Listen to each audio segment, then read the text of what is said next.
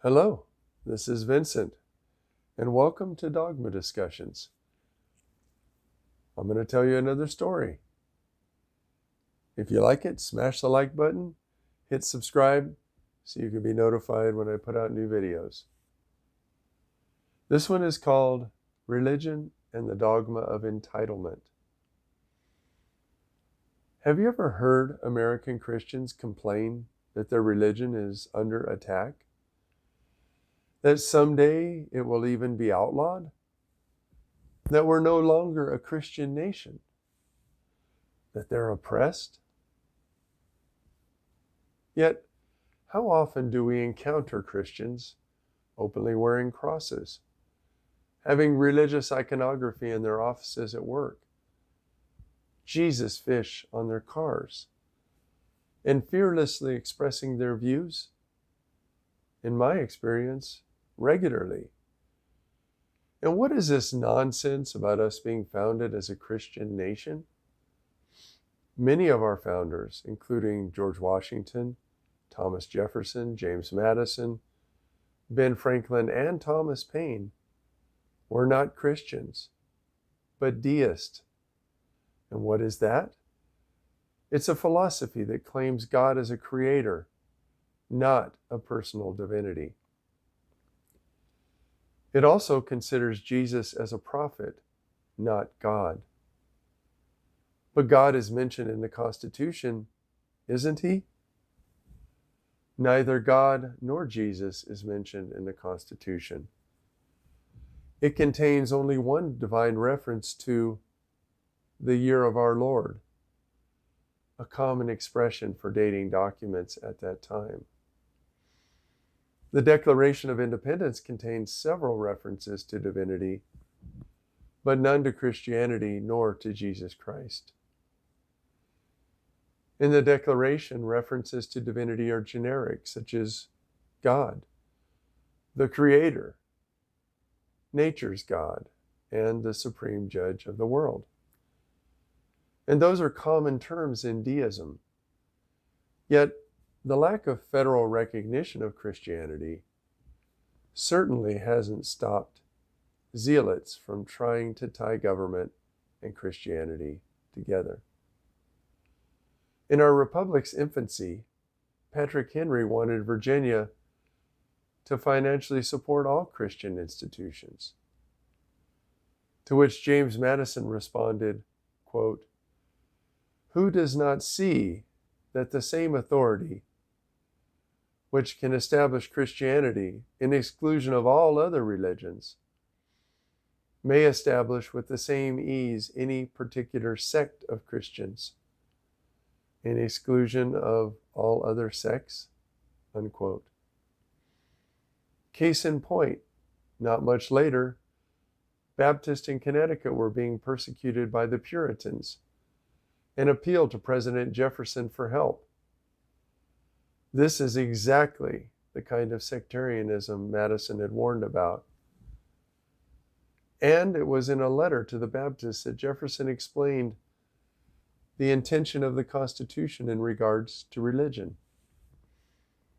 He reminds us of the constitutional imperative that the legislature shall, quote, "make no law respecting the establishment of religion or prohibiting the free exercise thereof," unquote. Then he continues, quote, "thus building a wall of separation between church and state," unquote. There you have it.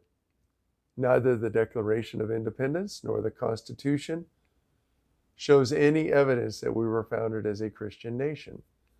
And President Jefferson, a prominent figure in the writing of both, confirms it. Yet, Christianity was the majority religion in the colonies. So, it's not surprising that Christians feel entitled. But are they oppressed in the United States as they claim? No, not at all. We see evidence of this every day. Recently, I was in a meeting and a member of upper management praised Jesus that her family had been spared in the current pandemic. It seemed very random. Perhaps she was trying to witness to us. Or perhaps she just felt that she had the right to say it just because she's in the religious majority. A couple of years ago, I attended a meeting in a person's office. Immediately upon entering, I noticed no less than 3 crosses adorning her walls. Worried about vampires, perhaps? When we reviewed a document on her computer, I couldn't help noticing a Book of Jesus quotes directly above the screen. No effort to hide her belief. And, just like the prior example, it spoke to her sense of entitlement, not oppression. When I told my office mate, who was an atheist, he laughed and asked, would it be accepted if I had an atheist rule poster in our office? No, we quickly decided it would not. Another coworker was part of a Christian denomination whose members were expected to be available every Wednesday afternoon. What they did, I don't know, but it was really important to her to be there. Problem, her job was 8 to 5. Her absence after 2 p.m. on Wednesdays would have placed an undue stress on the office. Still, even after company policy was explained to her, she would complain that her right to worship was being impeded. Oppression or entitlement? And what about when Christians are preachy, especially at work? Is that a sign of the danger they're in? Are they merely using a good offense as a defense? Meet Sherry, a former coworker and evangelical Christian. When she and I were working on a project together, she broached the subject of religion. Let me take you to that moment. We're in her office. It is a couple of weeks before Christmas. Her walls are decorated with crosses. Little plaques about Jesus hang here and there. Christian music is playing, and a news article is prominently displayed. News article? About her, no less. Hey, she says, pointing out the story. Did you know that I play the Virgin Mary in a living nativity scene at my church? No, I responded. Well, you should come by sometime and check it out. No thanks, I tell her. Not my thing. Why? She asks. Because I'm not a Christian, I answer. Oh no, she responds. Now I'll worry about you. No need, I reassure her. When she next speaks, the pitch of her voice increases, and tears form in her eyes. But what if you die without knowing Jesus? You'd go to hell, and that would make me so sad. Deciding to be playful, I ask, have you ever heard of Pascal's wager? She sniffles and says no. Well, I tell her, Pascal became a Christian just in case God exists. That's a great idea, she squeals enthusiastically. I wonder to myself, great idea? Where's the sincerity? Anyway, who knows? I sigh and continue. I am adopting the anti-Pascal's wager. She frowns. What's that? That, Sherry, is not becoming a Christian, because I don't believe God exists. She just sits there silently, glaring at me. Isn't it interesting how easily Christians become offended when one rebuffs their advances? In this case, perhaps because she had taken my salvation so personally? She did cry, after all. And over what? A work acquaintance who isn't captivated by her religion, nor guilted into compliance? What gives her the right to try to save my soul?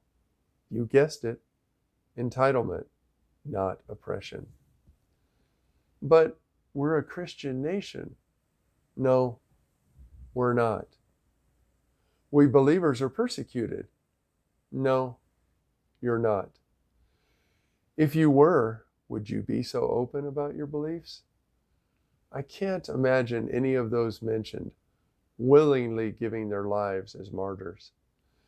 Yet, let's be fair and consider some of the Christians' examples of their oppression. What, no Merry Christmas on Starbucks cups? Workers in private businesses not saying Merry Christmas? Schools renaming Easter break to spring break and Christmas break to winter break. Oh, the horror. How do Christians manage to survive? But wait, there's more. They haven't been able to reverse Roe versus Wade nor stop gay marriage. Yet, are they being forced to have an abortion or marry a same-sex person against their will? No. So what's all the whining about? Wait, there's more. They're not able to have nativity scenes, nor the Ten Commandments displayed on public property. And this one is unbelievable. They're not even allowed to hold prayer meetings on school grounds. Correct. Because not every person who frequents private businesses nor pays taxes is Christian. But don't Christians realize that they're free to do their own thing in both public and private spheres, as long as they don't disturb others? On more than one occasion, I've gone into coffee shops and seen someone reading the Bible, or heard those at a table in a restaurant on Sunday afternoons talking about a minister's message. Have they been arrested? No. Has the Bible been burned or banned from public libraries? Nope. That was Harry Potter. Have movies like the Ten Commandments been banned from TV? No. Again, I see no merit to their complaints. Not being able to have everything you want is not the same as being oppressed. My message to Christians is this: chill out. You're fine. You're still in the majority. Many people who don't go to church still give lip service to your beliefs. One of the best things our founders did in order to keep us from the pain of sectarian violence is to create us as a secular nation, tolerant of all religions, but sponsor of none. Thomas Jefferson explained the reasoning behind this protection in this way. Quote, "The legitimate powers of government extend to such acts only as are injurious to others. But it does me no injury for my neighbor to say that there are 20 gods or no God. It neither picks my pocket nor breaks my leg." Unquote. So, Christians, quit playing the victim and enjoy the freedom to worship that you have. And let go of the sense of entitlement to spread your beliefs. It's really annoying to those of us who value the humanistic principles on which this country was founded.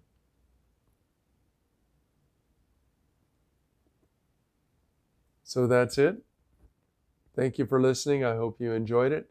If so, smash the like button, hit subscribe, and I'll talk to you again when I have another story. This is Vincent. Goodbye.